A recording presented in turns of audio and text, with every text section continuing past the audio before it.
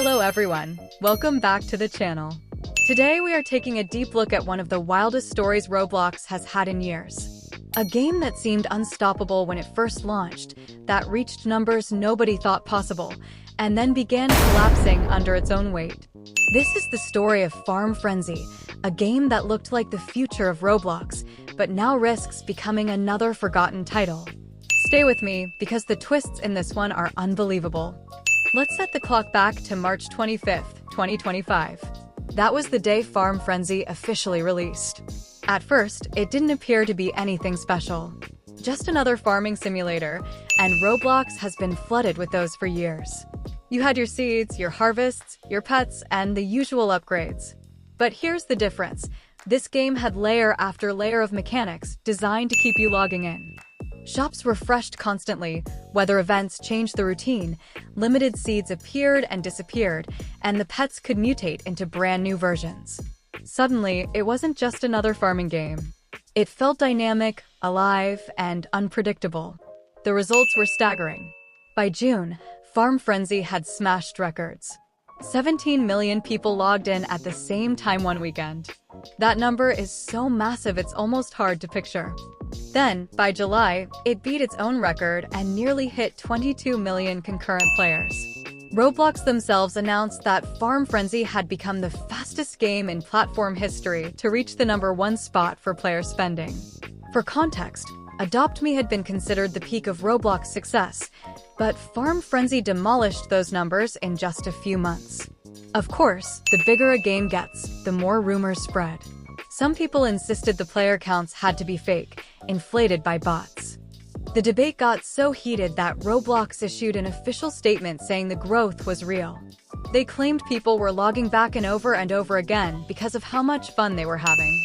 Even some of the groups that first accused the game of botting eventually walked their statements back. The hype was undeniable. So, what actually made the game so compelling?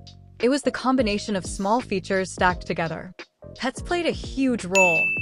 Players could hatch eggs, collect rarities, and then keep grinding for mutations that gave pets new appearances and new powers. Seasonal events transformed the way the game worked, like the cooking update where crops became ingredients and players could unlock recipes. And then there were the famous admin surprises, developers themselves dropping into servers, spawning bizarre weather, or throwing out ultra-rare seeds. Every session felt different, and that kept people coming back day after day. This period was the golden age of Farm Frenzy. Every update was celebrated. Weekends were crowded with players. The grind felt rewarding, and the excitement never seemed to stop. But that is also where the cracks began. When your entire system depends on fresh content week after week, the moment that freshness wears off, players notice. By late August, the updates felt repetitive. The Fairy Festival in August looked almost identical to the earlier Busy Bee event. For brand new players, it was fine, but longtime fans called it lazy and predictable. The novelty was fading, and once the excitement dropped, competition moved in to steal the spotlight. Two games in particular made a huge impact: 99 Nights in the Forest and Steal a Brainrot. Unlike Farm Frenzy, they leaned heavily into chaotic, meme-driven gameplay. They were easy to clip, easy to share, and spread across TikTok and YouTube Shorts like wildfire. By September, Steal a Brainrot actually beat Farm Frenzy's player record with 24 million concurrents, while 99 Nights regularly swapped places with Farm Frenzy for the top 3 spots. For the first time since release, Farm Frenzy wasn't sitting comfortably at #1 anymore. But the real downfall wasn't just competition. It was the game's own economy. On August 2nd, the developers introduced trading. Initially, everyone thought this would be a great idea. Finally, you could exchange pets, crops, and coins with other players. But it spiraled out of control almost instantly. Prices inflated at lightning speed. Items that cost a few million in the shop suddenly cost trillions on the trading market. By September, screenshots of players with balances in the sextillions spread online. At the same time, duping exploits spread like wildfire. Rare pets were being duplicated endlessly, and entire inventories of cloned raccoons and kitsunes flooded the market.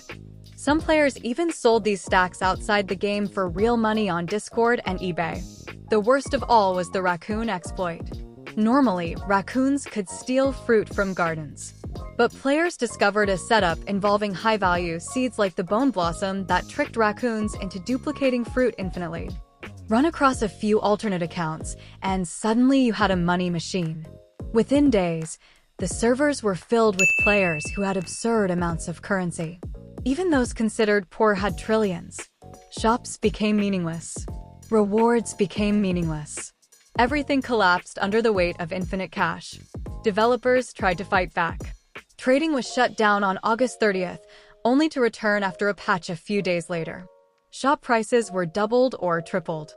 But nothing solved the underlying issue. For older players sitting on mountains of currency, inflation didn't matter. For new players starting out, the grind became unbearable. And the option of a total reset, wiping everyone's progress, would have destroyed trust with veterans who had invested months or even real money. It was a no-win situation.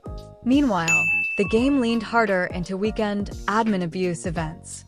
At first, they worked wonders. Seeing developers spawn rare seeds or gear like the Grandmaster Sprinkler thrilled players. But when half the server ended up with maxed-out items, progression lost its meaning. Why grind when the best gear was being handed out? The cycle was obvious. A big event would spike numbers on Saturday and Sunday, then they would crash during the week. Another issue emerged for brand new players. Imagine joining Farm Frenzy today with just a handful of coins and an empty plot. You log in and see people with infinite wealth, flashing gear from exploits, and even offering you trillions like it's nothing. At first, you might think it's great to get free money, but soon you realize there's nothing left to work for. If you refuse donations, the grind feels impossible compared to the veterans around you. Either way, new players lose motivation quickly. The game wasn't just bleeding old players, it was failing to keep newcomers, too. So, what does the future hold? Honestly, it depends on whether the developers can pull off serious changes. If I had to make suggestions, I'd say 3 things are critical. First, fix the economy. Exploits and duplication glitches must be patched, and the game needs strong money sinks to stabilize value. Second, protect new players. Make trading safer, reduce scams, and smooth the early game so that starting from zero doesn't feel hopeless. And third, focus on long-term updates. Events bring weekend bursts of excitement, but permanent features that expand progression keep communities alive for the long haul. Because without those changes, Farm Frenzy risks becoming a cautionary tale.